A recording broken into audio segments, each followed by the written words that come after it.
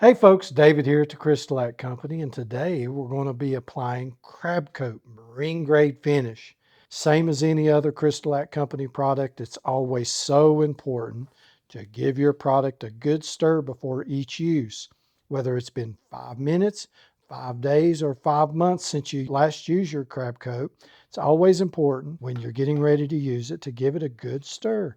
Only 20-30 seconds, and what this does is it ensures the raw materials and the makings of crab coat are all evenly dispersed, giving you best results when using the product. Crab coat is brushable and sprayable directly out of the can. You don't need to thin it out or anything else like that. Today we're going to be doing the brush application, and I have chosen our Crystalac Dense Foam brush. Whether you're using a foam brush and or a bristle brush, it's so important to remember when applying the product, let the weight of the brush apply it. You're not a snowplow. You don't want to press down. You're not trying to rub the product into the wood or push it off to the sides, creating lines and ridges. Just nice, easy, smooth application. The product will self-level, but you don't want to make it harder on yourself than it actually needs to be. We've put the work in here, so you don't have to put the work here. Dip and drip, especially when using a foam brush. You want to dip it into the container, let it soak up a little bit of the product, and then drip.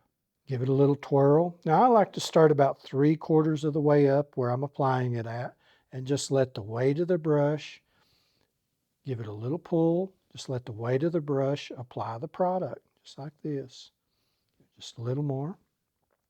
If you start to feel your brush drag, it means you're starting to dry. So you want to work quickly with this.